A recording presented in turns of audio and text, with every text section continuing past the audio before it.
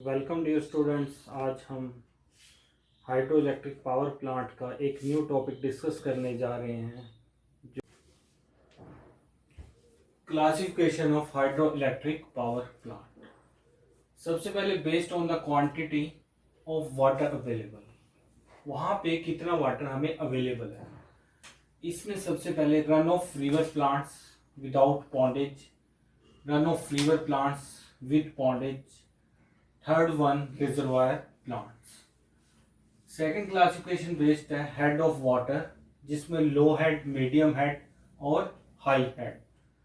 Third one है based on the plant capacity, जिसमें हम बात करेंगे माइक्रो, मिनी, स्मॉल, मीडियम और हाई पावर प्लांट्स की।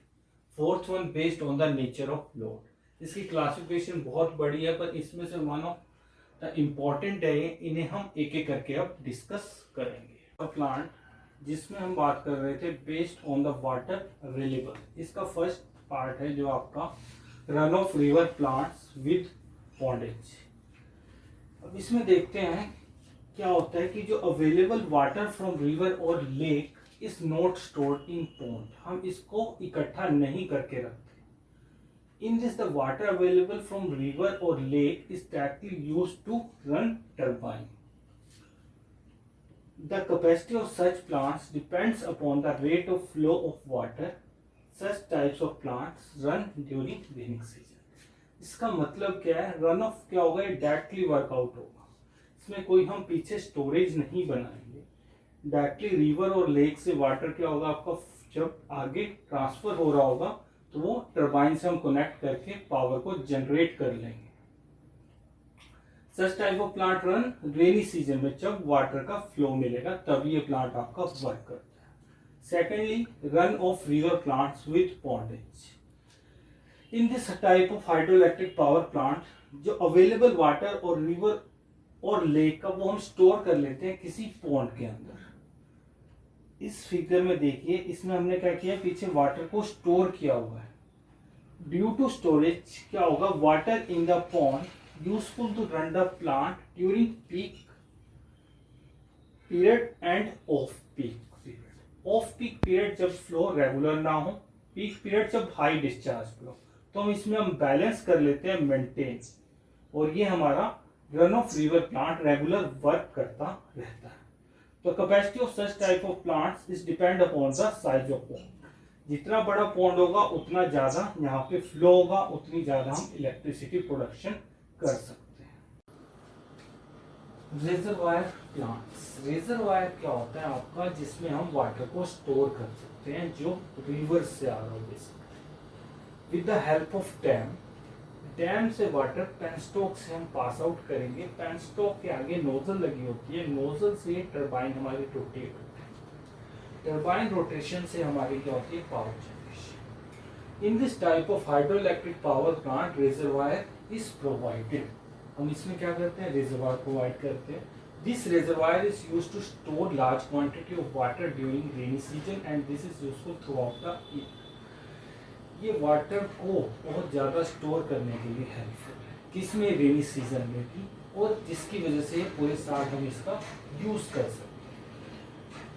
This type of hydro electric power plant used as a base load plant. अब इसमें बेस लोड, एक लोड को रेगुलरली हम अटेन कर सकते हैं, और मैक्सिमम आपके हाइड्रो पावर प्लांट इसी टाइप।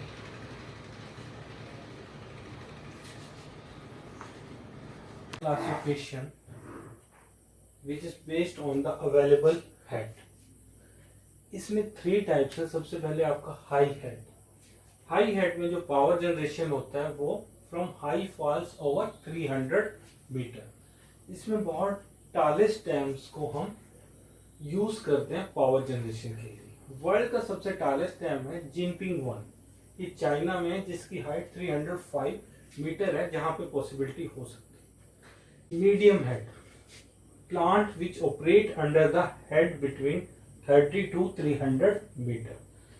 इसमें इंडिया का जैसे भाखड़ा डैम, जिसकी हाइट 226 मीटर है, ठीक है, ये ऑपरेट हो सकता है इस मीडियम हेड के अंदर। सेकेंडली टेहरी डैम है जैसे।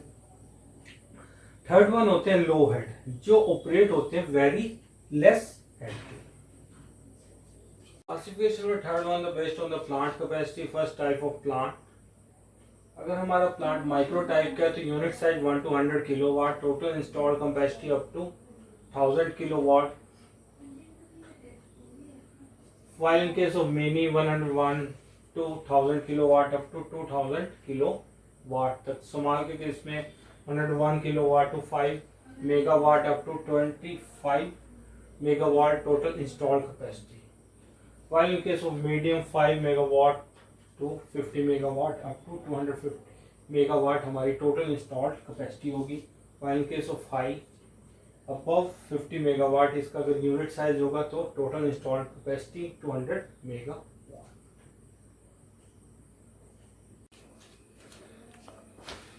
नाउ द क्लासिफिकेशन के अंदर जो फोर्थ पार्ट हम डिस्कस करने जा रहे हैं वो है based on the nature of load. इसमें सबसे पहले बेस लोड प्लांट्स, इस there are run of river and reservoir plants which are designed to run at uniform load and generate nearly constant power for long period। अब base load क्या है? एक common मतलब एक यूनिफॉर्मिटी मेंटेन की जाती है। Run of river plant and reservoir plant जो यूनिफॉर्म लोड और generate nearly constant power. Secondly these plant generally large in capacity और लोड फैक्टर इनका क्या होता है? बहुत ज्यादा। Peak load plant, these plants run at their peaking capacity during peak hours only। ये कुछ आवर्स ही चलेंगे। पीक मतलब मैक्सिमम वैल्यू के लिए ये वर्कआउट होंगे। They work few hours a day। When the load is more than the average generation, the stored water is the reservoir is passed। जब उसके अंदर वाटर क्या होगा? ज्यादा होगा तब उसे हम पास करेंगे ऑफ अ प्लांट एंड फिर से उसमें फ्रेश स्टोरेज करेंगे और इस साइकिल को रिपीट करके हम पावर जनरेशन करेंगे। Run of river plants with pondage can operate as peak load plant depending upon the amount of pond. जितना जैसे जैसे हमारा पानी स्टोर होता रहेगा वैसे वैसे हम इसे प्लांट से पावर जनरेशन करते रहेंगे। Thanks for watching. Next topics हम आगे डिस्कस करेंगे इसके। Thank you.